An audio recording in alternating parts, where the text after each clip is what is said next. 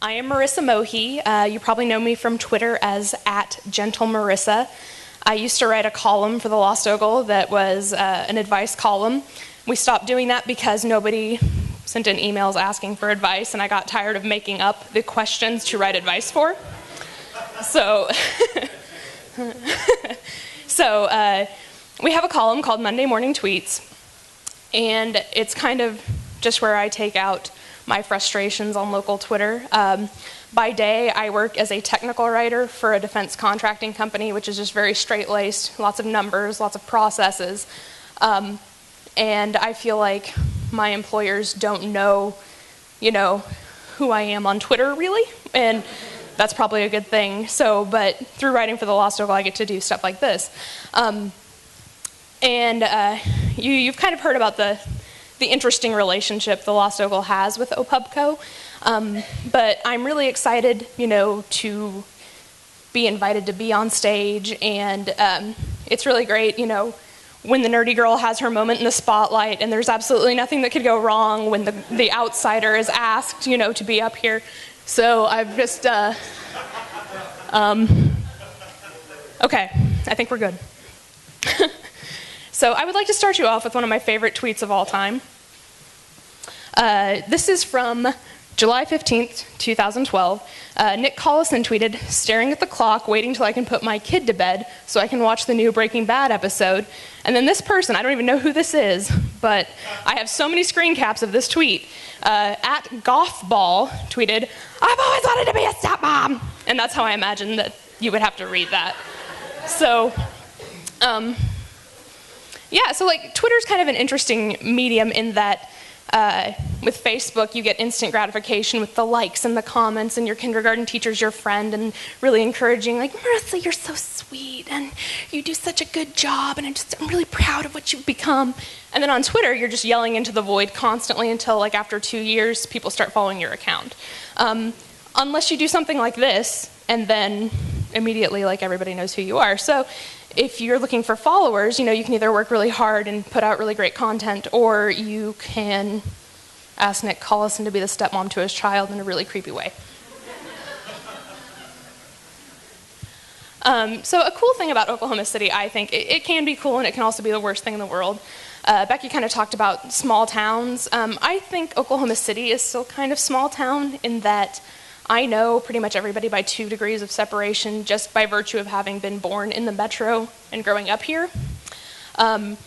And I think that the Twitter community is that way too. It's really tight-knit. There is a Twitterati. I would say Rachel really is an important part of that. She hides her head like she knows if I'm going to ask her right now, "Is this a subtweet? Who are you subtweeting? Is it about a boy?" You can tell me. Just us girls.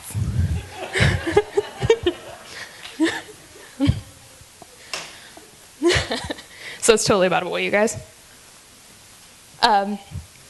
@ShellyBOKC tweeted, "Can we all just start going by our Twitter handles and drop our real names already? It really makes introductions easier." I am 100% for this. I am more myself on Twitter than I am in real life. Just by virtue of growing up in Edmond and not necessarily being able to be the weird kid that I am, and then also just through all the day jobs I've had, you got to be straight-laced, but then on Twitter, you can be whoever you want. So I would prefer people called me Gentle Marissa, and I think that some people would prefer to be their Twitter handles. But this isn't how, I was actually talking to Shelly about this, and she just really doesn't care about you guys. She tweeted that because she was just like, "Oh, I can't learn their names. I'm just, screw you guys, I hate you." Not really, but yeah. So a cool thing about having friends on Twitter is how much they encourage you, and I've tweeted things about, not knowing what to wear, and I've had people that I only know through Twitter, DM me like, "Hey girl, when I saw you at H&H, you looked really cute in that thing, you could wear that to the baby shower," and it's like, okay, awesome, thank you. But also, there's a lot of enabling. So if you look here, at my journey, Sherry says, "Who votes I should have a 3rd jumbo glass of wine at the airport and make Twitter extra interesting?" And she got 13 favorites. because you guys really care about the health of tweeters. So what happened next? The third glass has been ordered. No favorites. You guys are just friendly enough to push them right over the edge. So Monica at MK Helms tweeted, "So smoking is still totally gross, right?" Here's the thing about smoking. I like to use it as a metaphor for social media. So Facebook is the kids that sit at the front row of the classroom and raise their hand every 5 minutes. They may not have the right thing to say, but they're getting that instant validation and eye contact with the teacher, and they never shut up and you actually hate them. And then Twitter is kind of the kids that skip class and go smoke cigarettes behind the gym. And a fun fact about Monica is that she does Twitter for a living, at UCO actually. So if, my metaphor is correct, she is basically just smoking behind the wellness center at UCO all day, even though it's so totally gross. Oh, it's against campus rules too. Double badass.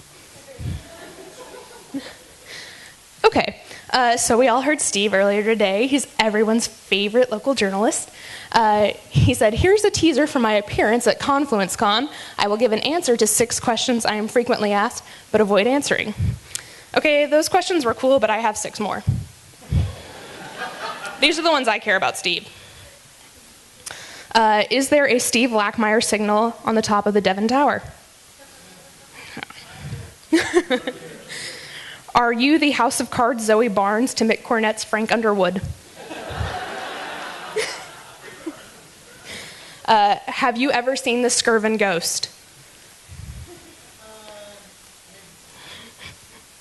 Will you write movie reviews for the Oklahoman again? Okay. Question 5. Are you sure you've seen the Skirvin Ghost?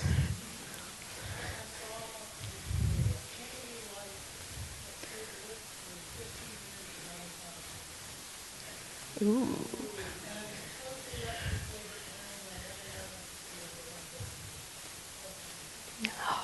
So question 6, do you want to have a seance with me at the Skirvin?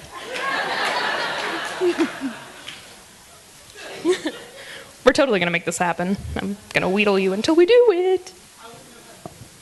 I got you covered. I'm sketchy.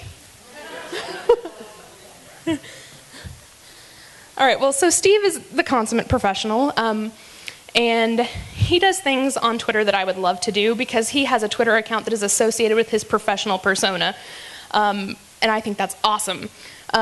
Except for, here's the deal, like, he wheedles people and he pokes and prods them the same amount that we do at the Lost Ogle. He just doesn't really, reap the consequences. Like, I can go for a job interview, and then they ask me about my involvement with the Lost Ogle, and then they say, "We are no longer interested in you, ma'am," and then I leave. But like here, I wonder how many at Lamar OKC billboards are preventing prime downtown properties from being developed. Okay, so maybe this is a joke, between him and Lamar. Maybe he's legitimately perturbed with Lamar. Maybe he's making fun of somebody who is perturbed with Lamar. It doesn't matter, he's still wheedling and poking. Like, why does he get to do it? It's because he's Steve Lackmeyer. He's got a parrot on his shoulder. The pirate's life for him.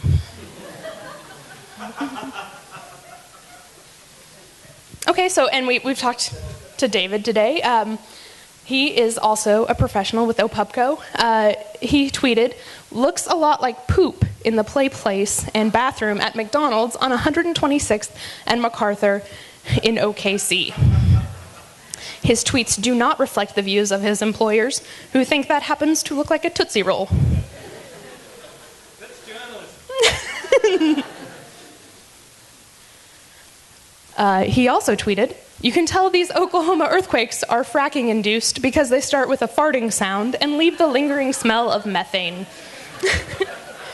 Which isn't so bad, like when you consider him saying it in his accent. But then when you find out about this rumor that I'm going to start, that it's a fake accent because he's actually from Okmulgee, it's not as charming.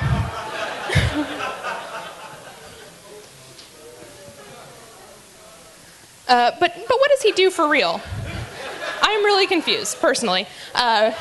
So the Adam Ray, he tweeted, "Make sure and show your appreciation to a true wounded hero. Because, quote, I kicked burning terrorists so hard in balls that I tore a tendon in my foot." A little side note, when I was making this presentation, I had a little outline, and under David's name, I had, 1 poop, 2 fart, 3 Jason Statham, and my boyfriend saw it sitting on the coffee table, and he was like, what is OPUBCO having you talk about? Legitimate question. I don't know. Okay, so the next speaker up is going to be Ruth Burr-Reedy. She's super intelligent. She understands SEO. I think it's because she's from the Matrix. I have yet to confirm. But she has some pretty interesting methods. Just said your SEO is bad and you should feel bad out loud to a website. Not my most effective SEO tactic, but very satisfying. So just know when she looks at your website, she's yelling at it and secretly judging you. This is an interesting thing that happens at OPUBCO. Hit a new milestone in my SEO career today. Did some research around the topic, poop. So I'm really interested to know what's going on at the Dark Tower of OPUBCO, and I'm assuming it's a lot of flushing. And this is my favorite Ruth tweet. Ladies, do ponytails give you headaches? Are my head muscles just too weak? Girl, you're rocking a ponytail today. How you feeling? Okay. No, it looks great. I'm just saying, like, if you need, maybe a headband, I might have one in my bag, so hit me up.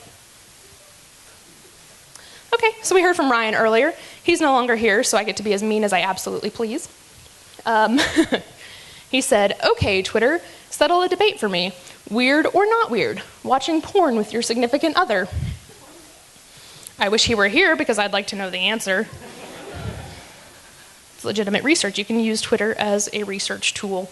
I would also like to note that there are 2 favorites on this tweet. One is from the Monday Morning Tweets account that I manage, and I click favorite on a tweet that I want to feature in the next edition of Monday Morning Tweets. And then there's this other creeper who is genuinely curious. So Ryan Drake also said, women across the world are growing their pubic hair back as we speak. Which just goes to show you play one round of I show you mine, you show me yours with Ryan Drake, and he's going to subtweet the hell out of you.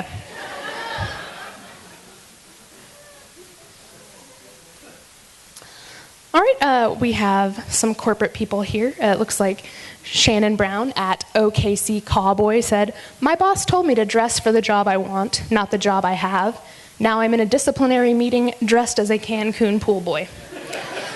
I'm not judging you on this. I showed up today actually wearing a tube top and hot pants, and then David sent me home because he said that that's what Steve Blackmeyer was going to wear. And then Steve shows up just wearing like a shirt and pants like normal, and so I have to wear this. So I'm not judging. Shannon's coworker at Sunny Lee said, most people run with scissors, but my boss at OKC Cowboy runs with X-Acto knives. So I just want you to know, at the Mardell corporate headquarters, there is literally a Cancun pool boy running around with X-Acto knives. I thought they just sold, Bible covers, Sunday school lesson plans, and VeggieTales DVDs.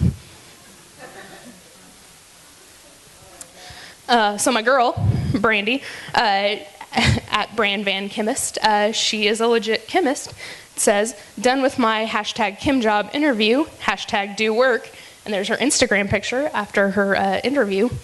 I'm a little confused though. Because like chemists, right? You guys just like cook meth. Did I miss the episode of Breaking Bad where Walter White went on the interview? I'm just saying, Well, let's definitely talk afterwards because I just heard an inspiring talk about entrepreneurship and I really want to start a business. So, okay, so that's all I have for you. I'm sorry if you were offended by anything I've said. If you were, come find me afterwards. You can call me fat, ugly, stupid, I don't care. Just know that I tease because I love Oklahoma City, but I love Twitter more. And you should totally follow me on Twitter at Gentle Marissa. And that's with one S.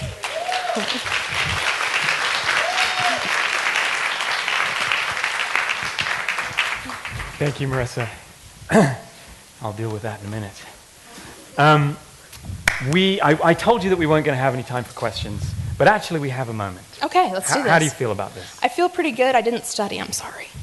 It's okay. I think you're going to do fine. Any questions for gentle Marissa? You did great.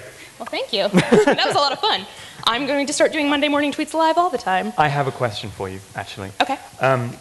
Just so I know for future reference, where is the line for Monday morning tweets between okay and idiocy? Like, what are you looking for? I mean, it kind of depends. You just know it when you feel it? I mean, idiocy is generally like when we search a specific phrase on Twitter and then we find like the unwashed masses talking about something. Like last week was supposed to be the OKC purge, where for like 12 hours everybody was going to commit every crime imaginable, like that movie The Purge. But of course it didn't happen because, duh. But if you searched that term, you found a lot of, maybe people in high school or so, like, oh my God, did the purge happen? Is everybody okay? And, so I think generally the people we follow tend to be, pretty professional, and maybe they've just had a little slip up. So it's not necessarily idiocy, it's just more like, aw, dude, how'd you not catch that? You gonna leave it up all week? Okay, it's going on Monday morning tweets. If you didn't know, watch your back, people, because Marissa's out there watching us all. Thank you, Marissa. Thank you.